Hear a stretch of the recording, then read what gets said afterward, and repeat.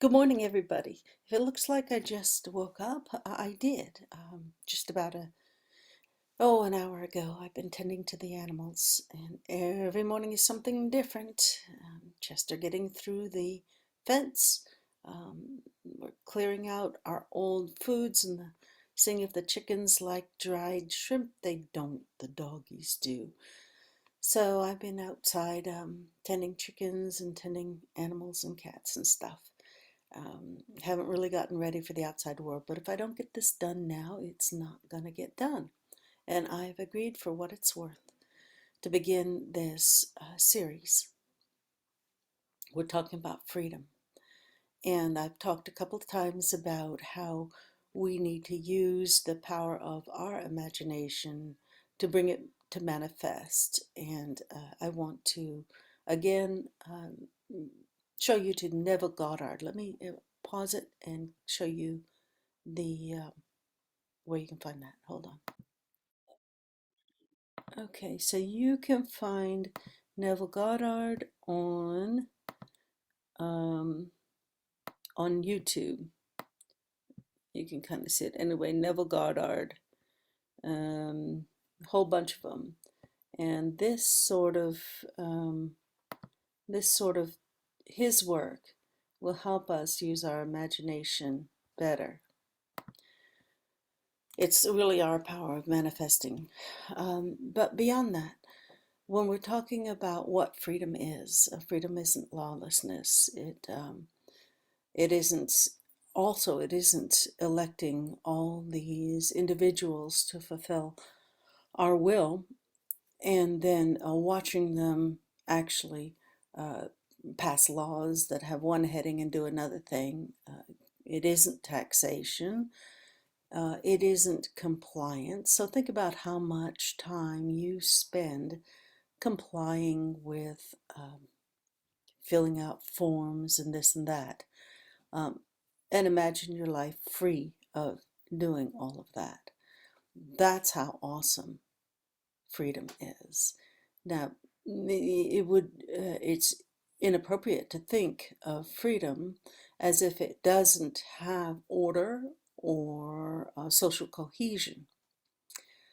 Let's say you are where you're at in your home and somebody does something and that normally you would call the police. There will still be people who help us keep the peace. However, when instead of charges happening and the whole court rigmarole and statutes and this and that, where the wealthy get away with child denigration and trafficking and killing and everything else, and you and I cannot look at each other sideways. What we have is a circle methodology where you bring the conflict, you bring an accusation. When you begin an accusation, that begins the initial circle. Now, it can be an accusation that currently is not being met in our legal system. For example, you can make an accusation that a company is going to do imminent harm, and usually in our current uh, um, methodology of justice, you have to wait till the harm is done, and of course that's a little bit too late and too complicated to get to it. So let's say you know that your neighbor is about to dump a lot of crapola uphill from you and is going to come down and contaminate you. So you convene, you call to order the small circle. It always starts at the small circle, which is 3 to 5 people. These 3 to 5 people are real people, and each can choose them.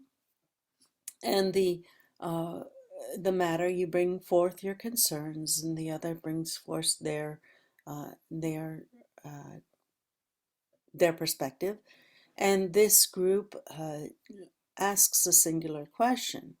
what is the most loving outcome for all involved? And they look at the problem, they look at what you're accusing them of, they look at what may happen, and they devise an outcome. Maybe they will say, oh, look, Mr. Neighbor or Mrs. Neighbor, you need to contain whatever you're pouring out because we also agree that there's going to be um, bad benefits, bad outcomes from what you are doing. And then that is the end of that circle. And if the neighbor agrees and does that, then that's the end of it. If the neighbor says, well, no, I get to do it anyway, it really isn't any harm, then it goes to the what I call the great circle. And the great circle is 12 to 13 people. Again, we convene from the community, and we have all the evidence, all the recordings from the first are presented. It gets a little bit to be a little bit bigger deal. And then we go through the whole thing again in more depth. And this circle comes out with another outcome. Maybe this circle says, yeah, you do need to put this in a bin, a more structural bin, and we're concerned about whatever this is you're doing. And the accuser may, in some cases, also be the one who needs remedy. You know, why are you accusing so much? Why don't you pay attention? You know, whatever it is. The circle has, the members of the circle have the job to create a remedy, an answer to the accusation that will keep everybody safe, that will keep harmony, that will make sure everything goes well. Now, let's say in this example, the accusers say, oh, that's not good enough. I want them to stop completely. Then it goes to and rejects the second grand circle's remedy to the answer, what is the most loving thing for all. Then it goes to uh, a circle the size of a grand jury called the great circle. And in this great circle, again, all the evidence that's already come forward comes forward, and maybe even more scientific experts are brought in, and so forth and so on. This is the biggest deal of this methodology of keeping peace. We're not using lawyers, we're not looking up statutes, we're simply looking at what is for the good of all, and protecting that. So this circle goes through all of that, and the 23, 24 people again come up with a remedy specific to the accusation and the details that come out in these three circles. And should the matter proceed to the grand circle, then the outcome is defined by that. There is no appeal, there is no redo, there is nothing. And let's say the great circle. Let me see. The great is smaller than the grand. Yeah. The great circle says that somebody needs to be removed from society, jailed, locked up, or what have you. I mean, there's any kind of remedy that's necessary can happen. The outcome of this last great circle is not unappealable. That is the end of the matter. We put it to rest. So essentially, it's we, the people, aren't beholden to umpty law and regulations, but we are beholden to each other. And we are beholden to the good of all, because as we know, often the justice system isn't arriving at justice. Just look at the Citizens United outcome. And we haven't talked about the money policy. I am attempting to keep these fairly short, so because the ideas are rather a mouthful. And so what we call this method of justice. We call it the law of love, and the short thing is LOL.